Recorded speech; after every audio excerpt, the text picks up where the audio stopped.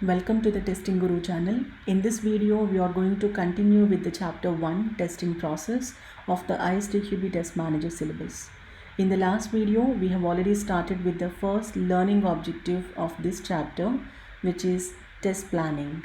And now we will continue with test monitoring and control. So this is the test monitoring and control section. Let's just start going through first and identify the keywords, and then we can start explaining that a little bit further so we are all on the same page here. So what it says: in order for a test manager to provide efficient test control, what is test control? You have a test plan and you want the team to adhere to the test plan. If there are any deviations of the test plan, then that means there are some other testing activities that the testing got distracted to. So we need to control those test activities and get the team back on track. So for that, what we need, and for us it is important as a test manager that we provide this efficiently. So now the next explanation continues. A testing schedule and monitoring framework. This is needed. A testing schedule, that means what we are doing, like what timings, and then what is the schedule, how long it will take, when are we going to start it, and when it will be finished. That testing for all the testing activities, that is the testing schedule that is needed, and monitoring framework. So we need to have a monitoring framework to monitor and track these activities. So that needs to be established to enable tracking of test work products.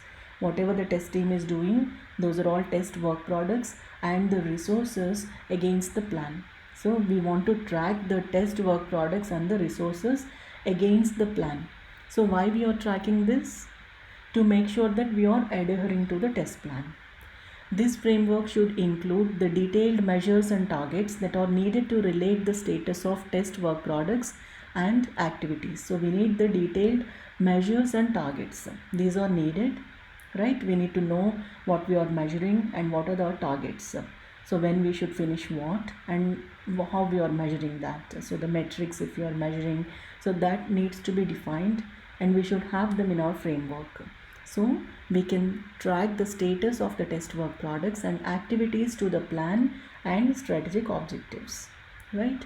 And for small and less complex projects, if it is really a small or less complex project, then it may be relatively easy to relate test work products and activities to the plan and strategic objectives.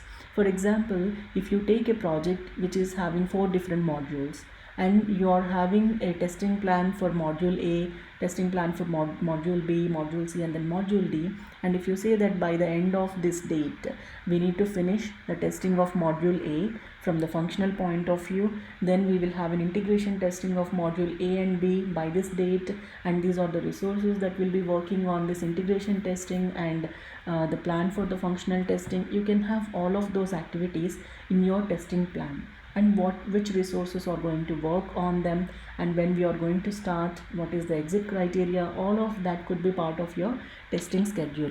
If it is a small project, you can relate these test work products and the activities to the plan and strategic objectives. It is easy, but generally more detailed objectives need to be defined to achieve this.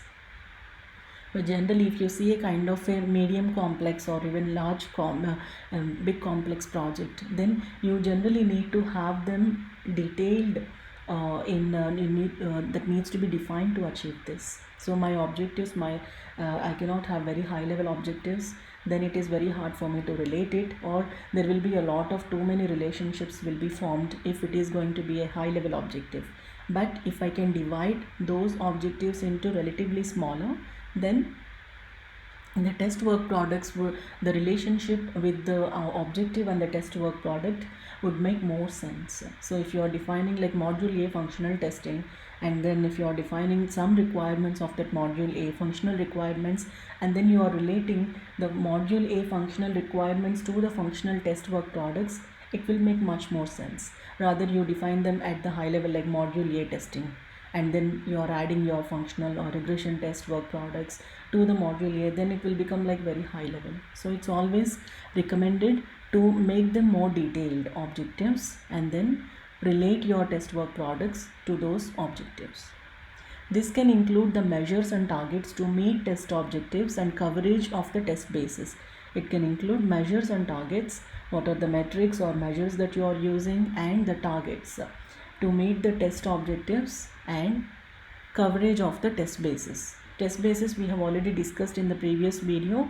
Whatever the basis that you are using or referring to create your tests, if it is a requirement document or a risk document or a design document, all of that could be part of your test basis. Of particular importance is the need to relate the status of work products, status of test work products and activities to the test basis.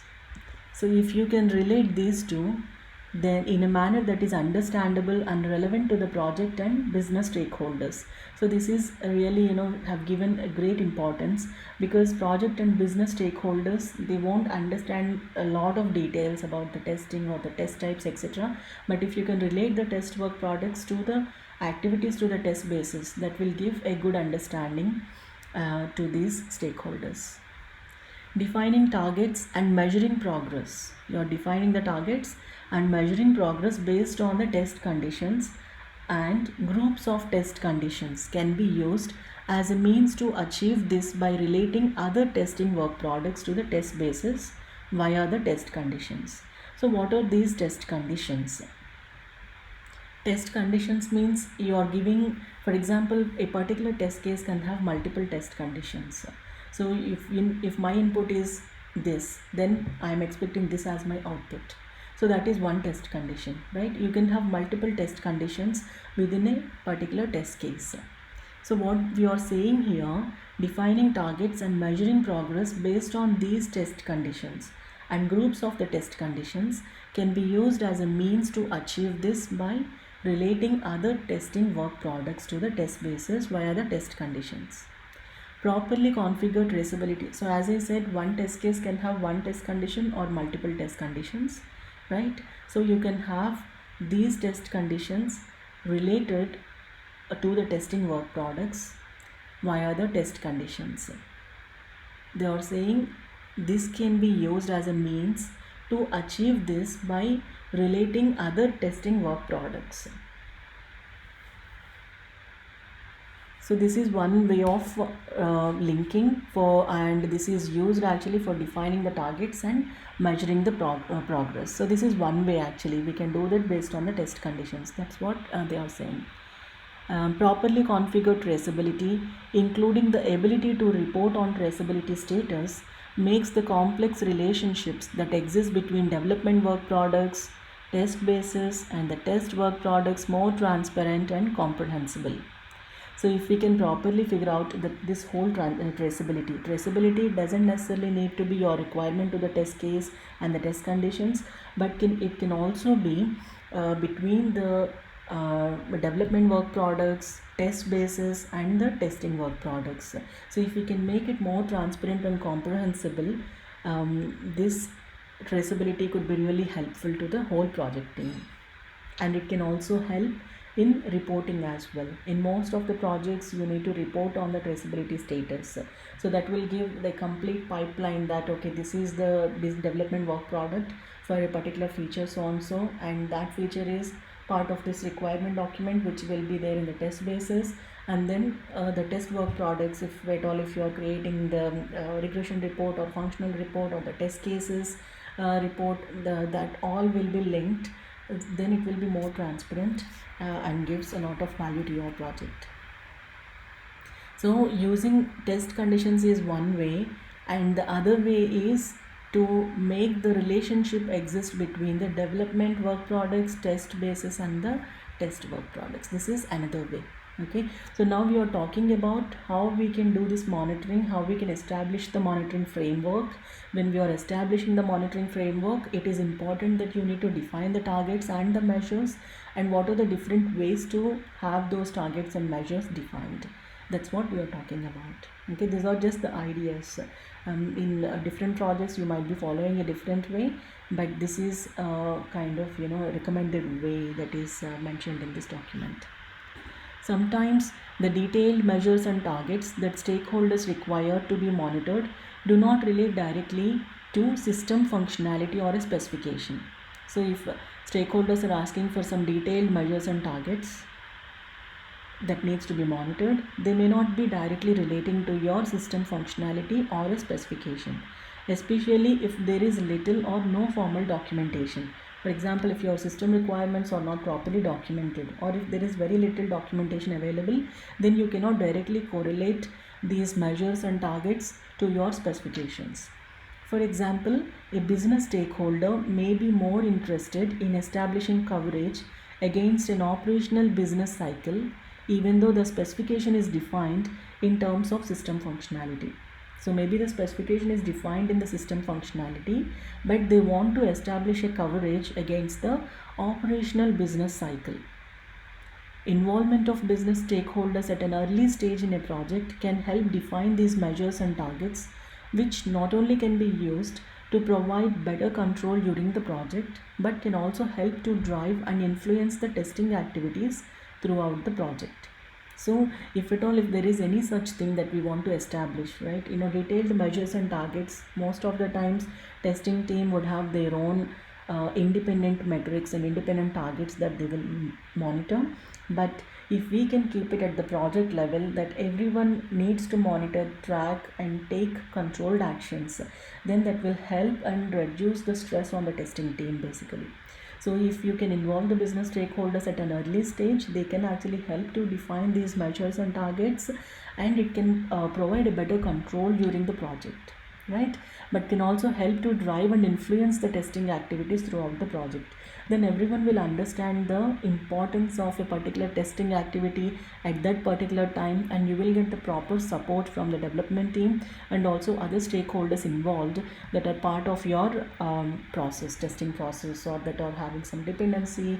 If your testing plan is dependent on some downstream teams or other integration teams, then they will all fall in that plan, and that can help better coordinate and better manage those dependencies. For example, stakeholder measures and targets may result in the structuring of test design and test implementation work products. If you want to structure it depending on your measures and targets, you can structure the test design and test implementation work products and or test execution schedules to facilitate the accurate monitoring of testing progress against these measures. So if you have the measures already defined in the early stage of your project, then you can have your test design, implementation, execution, all of these schedules you can facilitate according to those measures, the monitoring that you have planned already in your framework. These targets also help to provide traceability for a specific test level and have the potential to help provide information traceability across different test levels. So again, those targets also you can have them at the different test levels, and then you can also provide the traceability for each of that specific test levels. And we also will have the potential then to help provide information traceability across different test levels. So again, test levels is something like if you have functional testing, UI level testing, usability testing, if you have different test levels you can have for each of the project based on the specific requirements, and you can have traceability also for that specific test level, and it will also provide the information traceability across different test levels. Then your high level plan, you're splitting that into different test level plans, and then you're following or the test schedule and monitoring is helping or is influencing all the plans of your test levels. That will provide a holistic information across all the test levels you have, or even all the test teams that are following these or implementing these different test levels within the company. Yeah. Test control is an ongoing activity. Test control, now we are actually talking about this. This is from the time you have started your test plan. Test control will start, will be enforced. It involves comparing actual progress against the plan and implementing corrective actions when needed. So you are comparing your actual progress against the plan.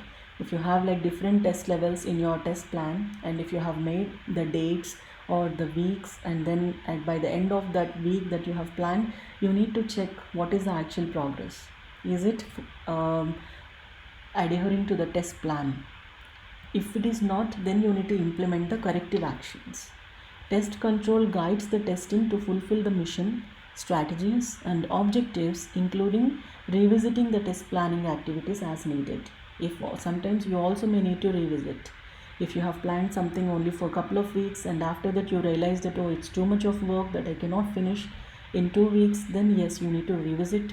You need to put the deviations, understand the updated knowledge or the more recent knowledge that you have acquired, and based on that you need to update your plans and the activities as per the need.